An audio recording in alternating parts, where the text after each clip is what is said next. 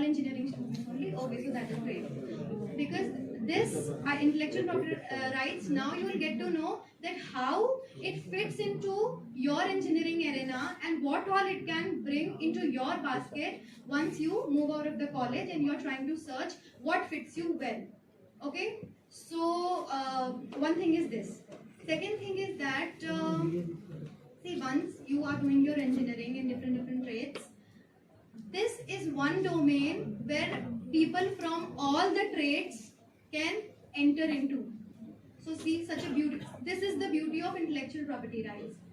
What is it? Definitely we're going to learn it. But so I'm telling you all this just because I need your attention for next 2 hours. So I need to develop some kind of interest, and also you can envisage your future that I can get into this and how we'll get to know. So next, these are the list of contents we'll try to learn. So okay, when we talk about intellectual property rights, there are 7 parts of intellectual property rights. Okay, but mainly I am working in patents domain, and that is also relevant because patents mostly talk about technical things, and because you belong to the technical background, so mostly I'll be talking about patents, but we will encompass all other parts of intellectual property rights, and what all comes into the intellectual property rights we will try to cover that.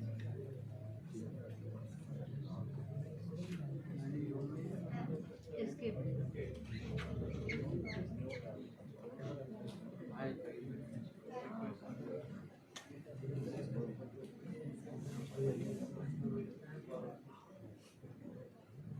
Okay, so let's get familiar with the term intellectual property.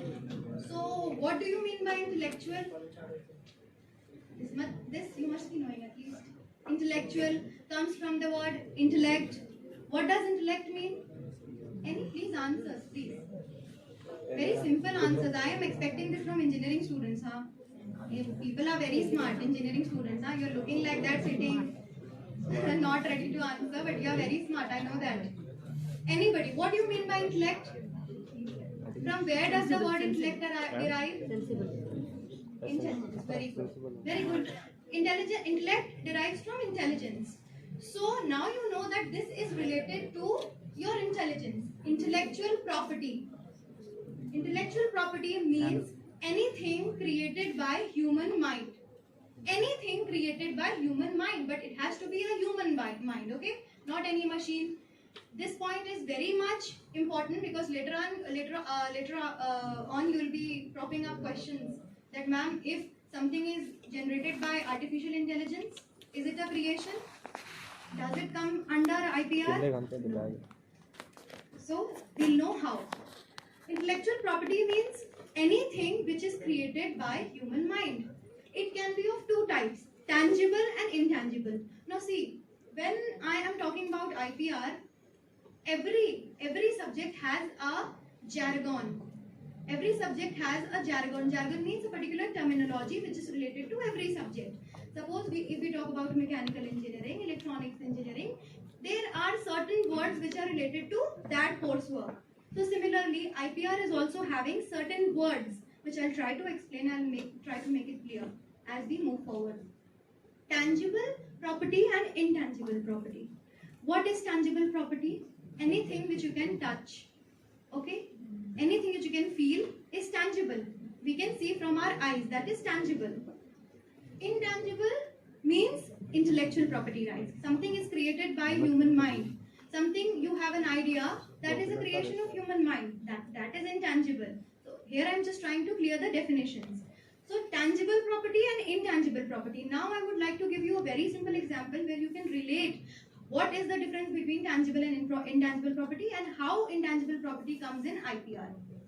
See, tangible property, when we go to buy land, we go to buy land or a plot size, whatever it is, that is a tangible property. But in order to safeguard that property, what is required? What do we do? As soon as we purchase a piece of land, what do we do? Registration. Very good. See, you are almost there. Registration is required. Why is it required? Because you want to safeguard that. You want that I have authorization of this land. Okay, nobody can look up to my land. I have registered it. So it is my property. That is tangible property. Now anything created by your human mind, how will you safeguard it? Suppose you have an idea. You told your friend that idea. Now he will go and get a patent on that idea and he will start earning. What will you get? Nothing. So learning number 1, as soon as you have some idea, safeguard it. How will you safeguard it? Patent it. And idea means what? It should be a workable idea, technical idea. What kind of ideas they will be? You will get an idea from here. So tangible and intangible is clear. How tangible property means how a land you have to safeguard it. Intangible means whatever thoughts, expressions or ideas you have in your mind. That is intangible. So when we talk about intellectual property, what all kinds of intellectual properties you have? Patents. Those are related to mainly technical domain. Second is designs. Trademarks. Trademarks at least you must be knowing. The logos, the banners, most of the brands almost have Reebok, Adidas, Biba. Most of the companies have their trademarks. Copyrights. Copyrights related to literary expression of thoughts. Next.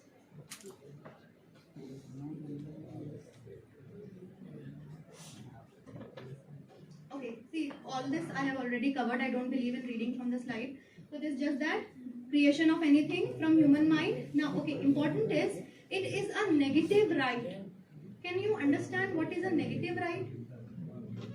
Any slight idea? Right is a right. How is it a negative right? Very important point. It is a negative right because it is stopping others to use your idea. It is not allowing someone. Right means when you give somebody rights means you are allowing something to do someone to do something. Here allowing someone to stop using your idea, and if they have to use your idea, they have to take consent from you and in return pay royalty to you. Suppose you know about licensing. Very simple example. What do we do in licensing? We own the product or process or method.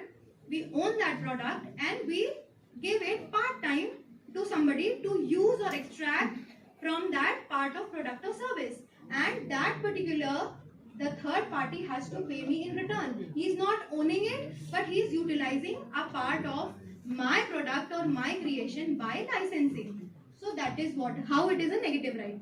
An exclusive right granted by government to prevent others from using it. So who does the patenting is done by whom? Indian Patent Office. 4 offices are there in India. So it is done by Indian Patent Office. What is the procedure? We'll get to know. Okay, so such a person is rightful owner. Whoever is granted a patent, he is called the owner of the right. Next. And yes, it is a territorial right. What do we mean by territory? Territory means our area. Suppose you are granted a patent in India, will it be used all over the world or in India? What does territorial right mean? Suppose I am saying it is a territorial right. You are granted a patent for your idea in India. What do you think? It will be applicable globally or in India itself? In India itself. You cannot say that I have this idea patented in India and it cannot be used in US or Europe or somewhere else. Alright?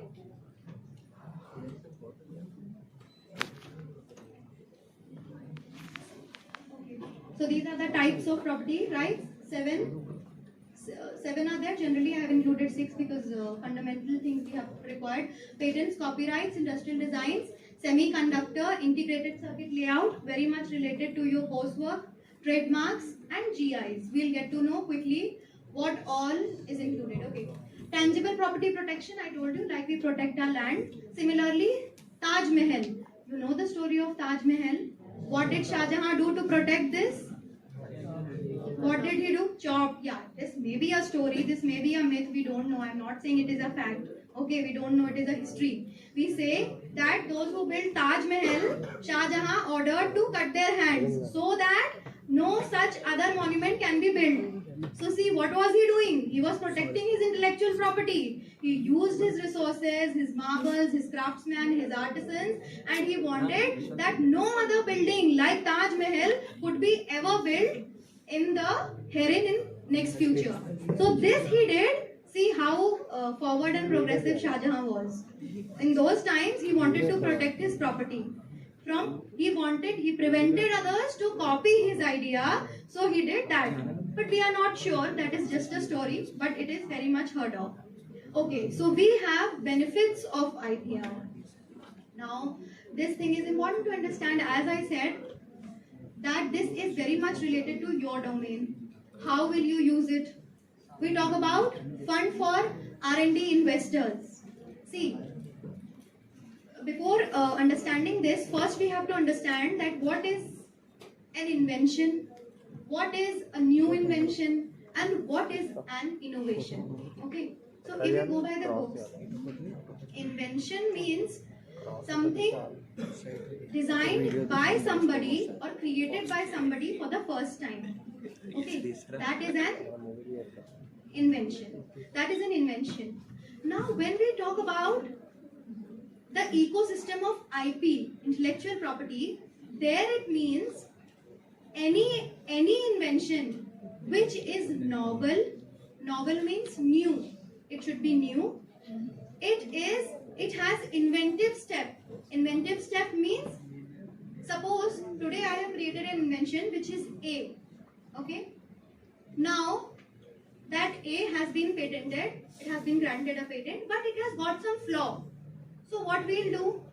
Some another person will come, he will do some technical advancement in that A creation, and he will make that A plus B. And that A plus B, the scope of A plus B should be there. When A plus B is there, means there is some scope of technical advancement and it can be improved with generations as time comes. So there is some technical advancement in the invention. So that is point number 2. An invention has to be new, it has to be technically advanced, and it should be industrially applicable also. So that are the 3 requirements. If you are thinking of any idea, you should scrutinize your idea under these many points. Very important is it industrially applicable? Whatever idea you are thinking, whatever thing you are creating, is it useful to the economic ecosystem? Will it bring back country some profit? Will it bring back you some profit? Or any useless idea, any vague idea can be patented? No. It should have some significance. It should have some technical advancement. So all these things are required.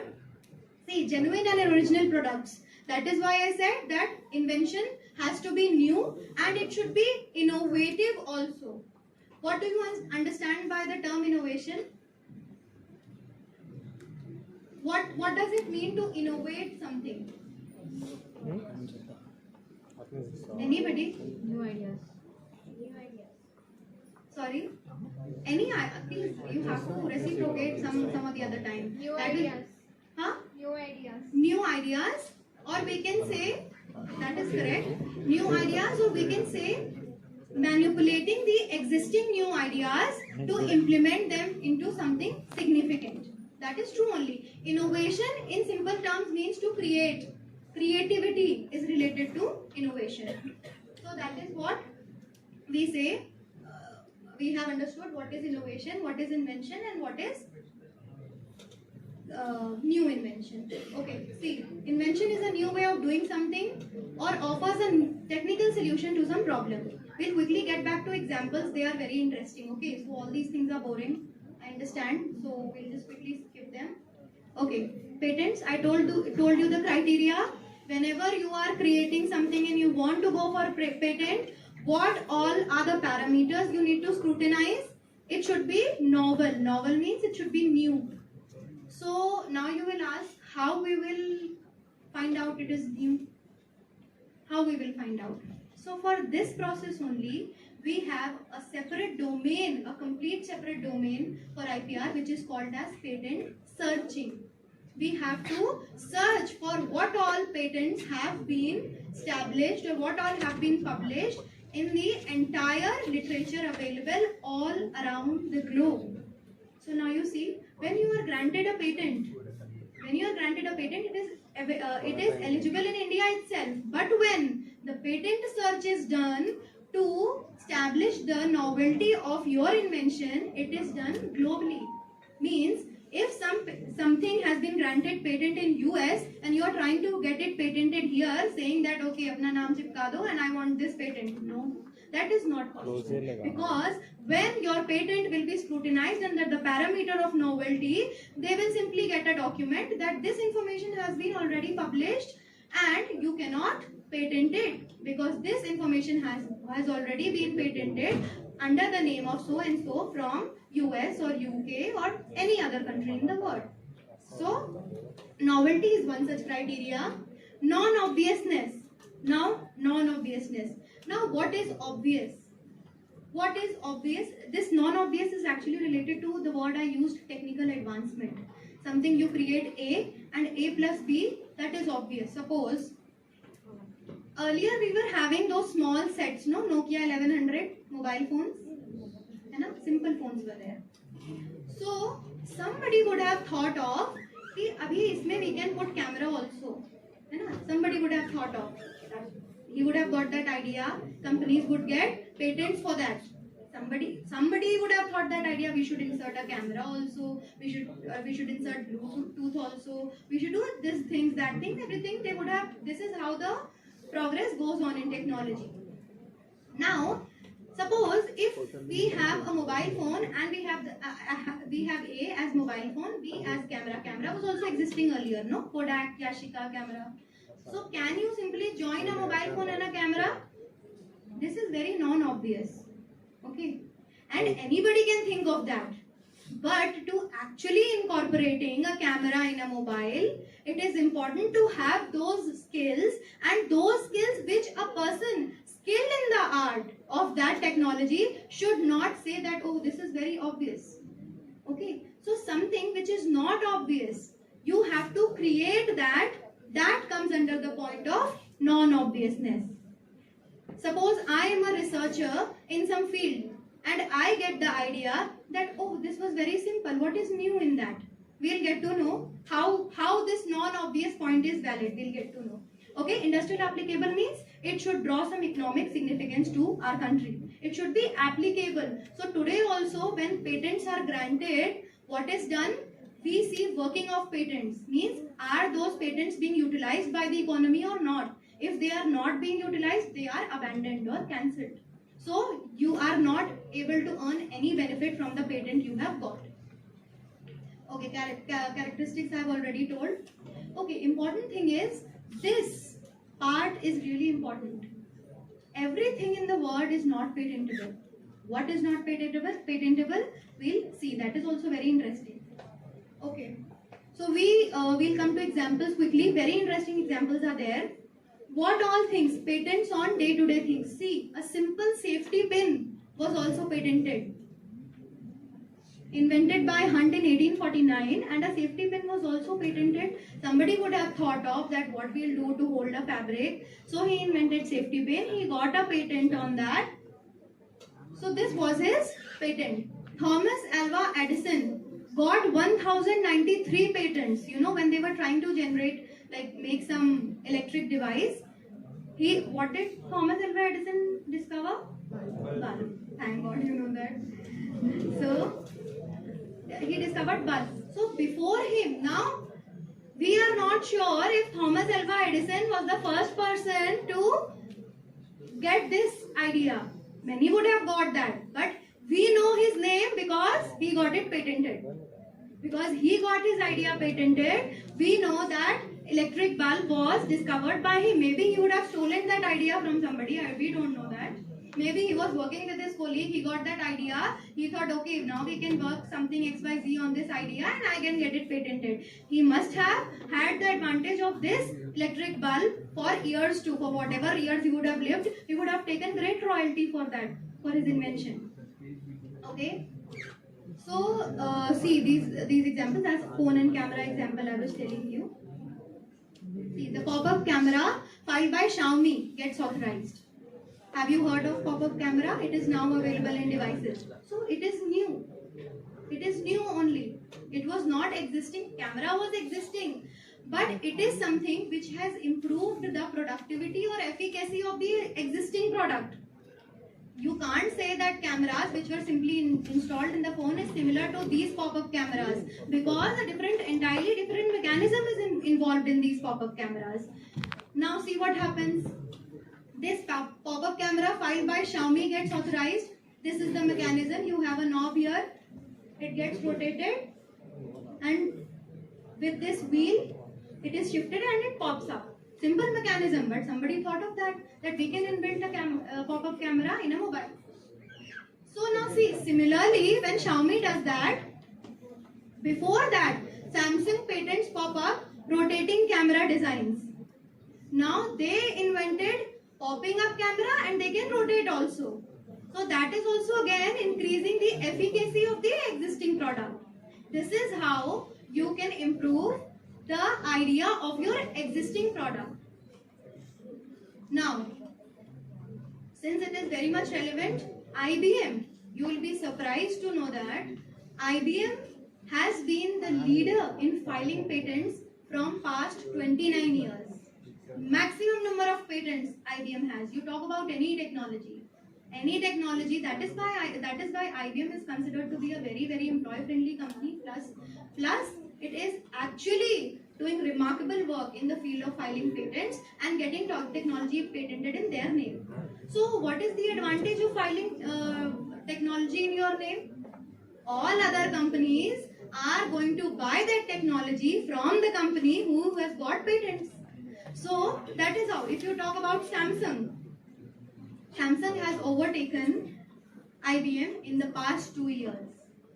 So now whatever technology you get patented, all other competitive companies come together to, they will obviously feel. Now suppose somebody invented a touchscreen mobile. Now everybody wants that touchscreen mobile. There was a time when Nokia used to be the leader in the market. Then what happened? Touchscreen mobile came and they swept away Nokia from the market.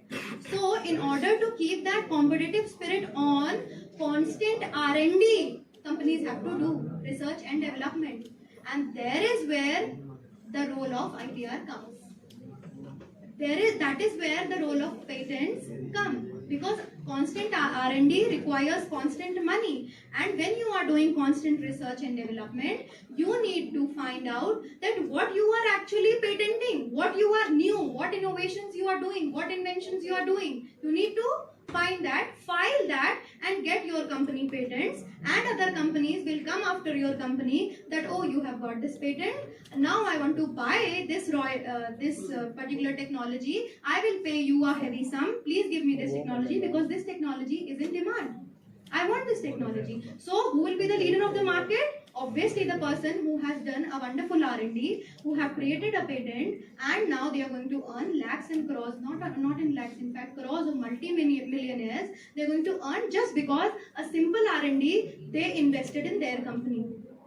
So IBM, you can see. So see, what is the future of delivering parcels at your home? Drones. Very good. Excellent thought. See, drones are the crux of today's generation. You will be surprised to know IBM is already doing this. IBM patents drone for aerial pass the parcel. Means in the coming future you will be receiving your deliveries via drones.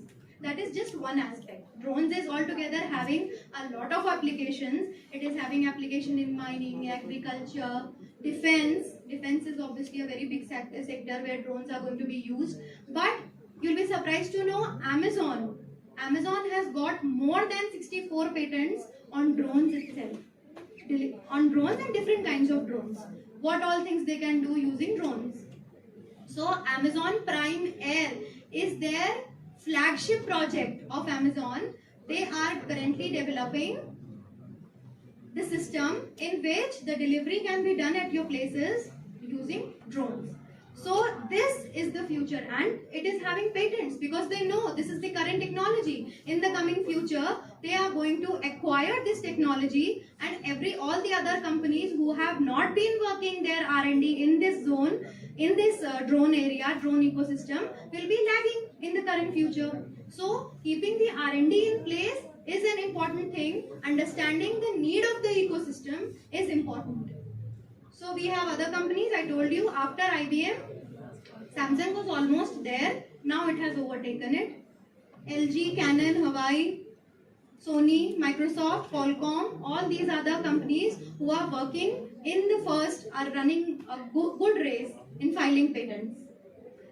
Okay. So we have a case study in patents also. This is also very, very interesting. So this point comes from the fact that what all you can patent. We know that turmeric, everybody knows about turmeric, everybody knows about neem. So now what happens is, neem and haldi, they are the traditional knowledge of our country. Everybody knows that. We use turmeric for simple things. It is used for healing wounds. Yes or no? It is used as an antiseptic. Haldi has been used and it has been used. Our grandmothers have been using it since ages. So, turmeric and neem. Neem has got antifungal properties. We use it for herbicides. We use it as a herbicide, no? We spray it in plants and the insects get killed. So, what these people did was, Indian people of Indian Indian origin only, living in US, what they did, they used this Indian traditional knowledge and filed a patent in US, saying that haldi has got some antiseptic properties and it is going to heal the wounds naturally. So they drew a patent out of it.